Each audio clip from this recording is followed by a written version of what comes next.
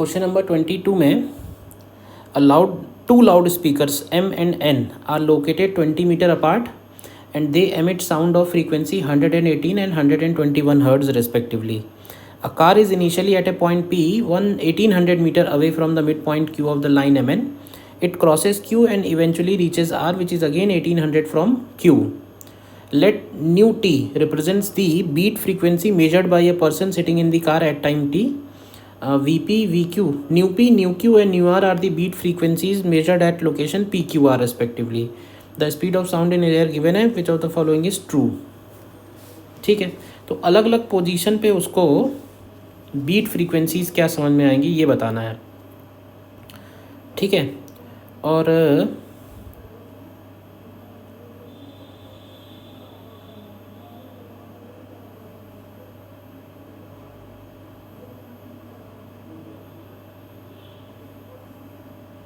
ठीक है,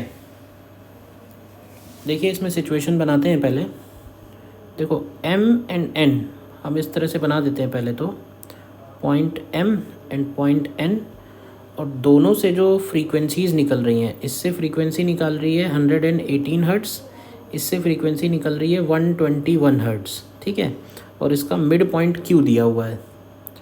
तो एक बार हम कार को ले रहे हैं यहाँ से लॉन्ग डिस्टेंस पे इधर की तरफ. लेट्स से ये M और N हो गया, ये इनका मिड पॉइंट Q हो गया. इनिशियली P पॉइंट पे था, तो पॉइंट ये है कि P पॉइंट पे उसको फ्रीक्वेंसी क्या सुनाई देगी.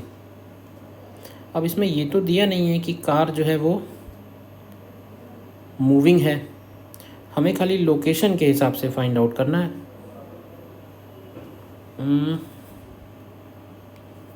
Car is initially at point P 1800 meter from the point Q. हमें कुछ उसकी वेलोसिटी लेके चलनी पड़ेगी. कार जो है इट क्रॉसेस, क्योंकि है क्या ना, उसने टाइम के हिसाब से फंक्शन दिया हुआ है, तो उस पॉइंट से लेके जैसे जैसे कार आगे की तरफ बढ़ रही होगी उसको फ्रीक्वेंसी चेंज होती हुई नज़र आएगी. तो कुछ ना कुछ फ्रीक्वेंसी तो लेके, स्पीड तो लेके चलना ही पड़ेगा. तो लेट से कार की स्पीड हम ले लेते हैं V0. ठीक है, जब Q पॉइंट पे आएगी तो उसका V0 इधर की तरफ होगा, और जब R पॉइंट पे आएगी तो उसका V0 इधर की तरफ होगा. ठीक, अब ऐसे देखो कि जब कार P पॉइंट पे है तो इन दोनों की वजह से उसको क्या बीट फ्रीक्वेंसी नज़र आएगी. तो उसके लिए हमें ये वाले एंगल ज़रूरत पड़ेंगे.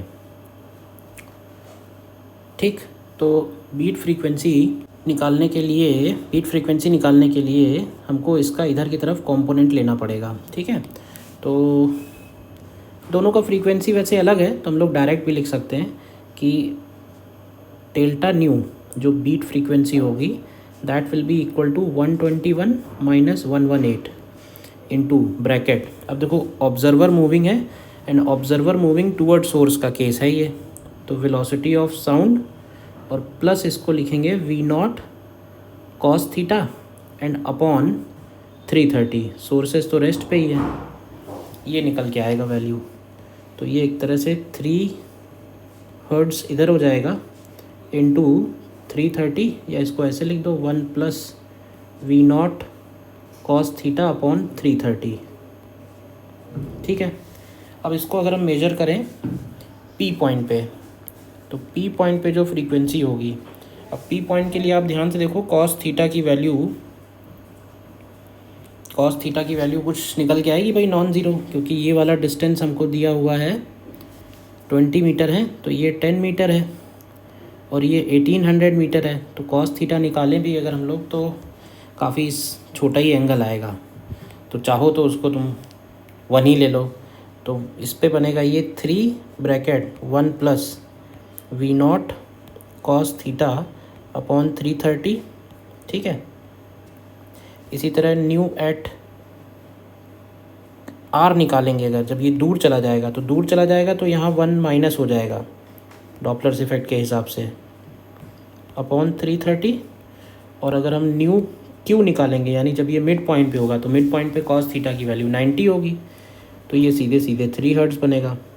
तो यानी यहाँ से हम एक चीज़ तो डायरेक्टली बोल सकते हैं कि अगर हम इन दोनों को ऐड करते हैं तो ये 2 टाइम्स न्यू के इक्वल आएगी। तो ए ऑप्शन तो करेक्ट है इसमें। फिर कह रहा है the rate of change of beat frequency is maximum when the car passes through Q. तो rate of change of beat frequency, तो ये जो हमको फंक्शन दिया हुआ है, पहले तो ये लिखते हैं nu P plus nu R is equal to 2 times nu Q. इसके बाद रेट ऑफ चेंज, तो रेट ऑफ चेंज को हम ऐसे बोल सकते हैं कि अगर हम इस फंक्शन को डिफरेंशिएट करेंगे, ऐसे ही देखो डायरेक्टली इस फंक्शन को अगर डिफरेंशिएट करेंगे तो हमारा साइन थीटा का एक फंक्शन आएगा और वो मैक्सिमम तब बनेगा जब थीटा 90 होगा। थीटा 90 जब ये क्यू को क्रॉस कर रहा होगा। तो बी ऑप्शन भी सही आएगा। और फिर इसी का उसने ग्राफ बना रखा है, तो ग्राफ तो डिक्रीजिंग टाइप का ही होगा क्योंकि शुरू में बीट फ्रीक्वेंसी ज़्यादा है, बाद में बीट फ्रीक्वेंसी कम हो रही है। तो शुरू में ज़्यादा है, बाद में कम हो रही है, बट ये वाला ग्राफ बनेंगे क्योंकि इस पॉइंट पे स्लोप मैक्सिमम है, इसमें स्लोप मिनिमम है। स्लोप मैक्सिमम की बात ऑलरेडी हम बी पॉइंट में कर चुके हैं, तो फिर ये डी ऑप्शन करेक्ट आ जाएगा। अप्रॉक्सीमेटली ग्राफ हमको मैच करने हैं।